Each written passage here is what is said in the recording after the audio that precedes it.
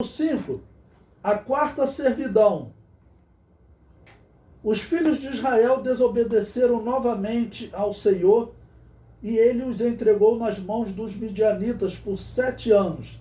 Então, é sempre a tônica. Levanta-se uma nova geração, tá ok?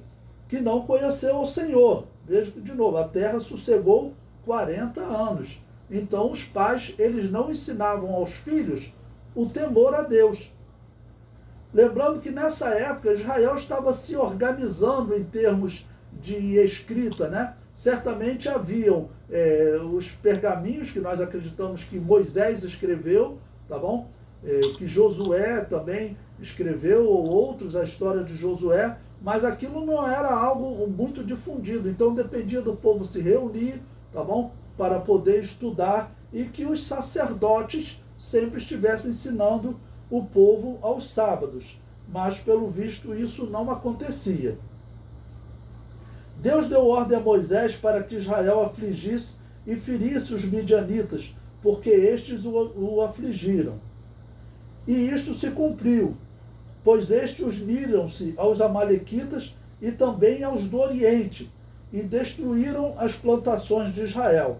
Bom, falando de Oriente, o Oriente de Israel, na direção onde o sol nasce, é sempre quando conta o Oriente, tá bom? O Oriente ficava a região do deserto da Arábia. Então, possivelmente aqui eram povos do deserto, tá bom? E depois do deserto da Arábia vinha o sul da Mesopotâmia, tá bom? Onde estava Ur dos Caldeus, de onde saiu Abraão. Então, era uma coalizão de diversos países, mais uma vez, para atacar Israel.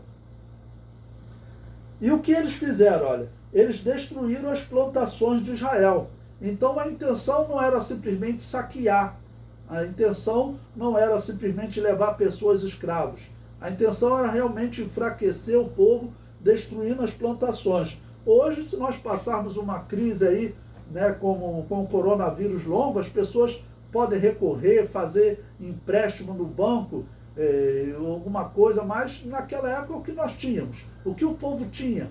O povo só tinha o que eles plantavam para comer, e o que eles plantavam e colhiam, eles trocavam com outras pessoas, né? E se não havia plantação, perdia a plantação, os animais eram levados. Eles iriam realmente passar um período de grande angústia até eles plantarem novamente e fazerem uma nova colheita. Para os livrar, Deus levantou Gideão.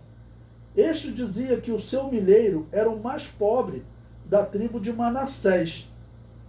A este Gideão uniu-se 32 mil homens, porém, sendo dado ordem para que voltassem os covardes, voltaram 22 mil. Né? Quer dizer, só de falar para algumas pessoas, olha, quem for covarde, volta. E as pessoas realmente assumiram aquela posição. É melhor passar fome do que lutar pela liberdade. Então, essa é uma posição bem triste. Mas voltaram então 22 mil. E sendo feita outra prova com os soldados, voltaram mais 9.700. Por fim ficaram 300. Tá bom? Então de um total de 32 mil, ficaram apenas 300. E com este Gideão venceu os seus inimigos. E a terra sossegou quanto tempo? 40 anos, conforme Juízes capítulo 8, versículo 28. Ou seja, o tempo de levantar uma nova geração. Então nós vemos que o ensino a Israel era realmente algo precário, tá bom? Não havia um trabalho efetivo dos sacerdotes para que o povo tivesse um conhecimento, e o conhecimento fosse passado de pai para filho. Isso não acontecia no período dos juízes. O motivo? Certamente uma má influência também do povo que vivia juntamente com os israelitas. Eles não conseguiram escapar, resistir a essa influência ruim daqueles povos cananeus. Porém, após a sua vitória, Gideão fez um éfode e todo Israel se prostituiu diante dele. Ou seja, acabou que a vitória de Gideão vai se tornar também um objeto de idolatria, o que é algo bem difícil de nós entendermos por que o homem de Deus deixou isso acontecer, né? Depois seu filho Abimeleque dominou Israel por 3 anos. Até aqui temos, portanto, na soma, cerca de 256 anos. Depois de Abimeleque, Tola julgou a Israel por 23 anos, e depois destes levantou-se Jair e julgou Israel por 22 anos. Um total de 301 anos, sempre lembrando que essa contagem ela é assim uma contagem aproximada, certamente é um número menor por causa das servidões em paralelo. Então tivemos servidões menores, tá ok? Depois disso. Mas a história de Gideão é interessante.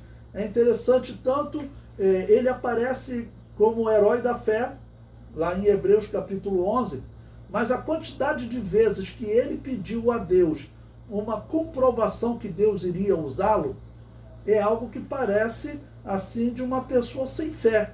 O natural seria nós acreditarmos, olha, Deus falou, eu simplesmente creio e vou, acabou. Não, mas ele pede diversas comprovações. Bom, os homens de fé no Antigo Testamento, vamos falar assim, nós temos que ter uma certa tolerância. Não é como a igreja hoje. A ação do Espírito Santo hoje é maior, tá bom? Naquela época, o Espírito Santo é dito que ele era dado por medida.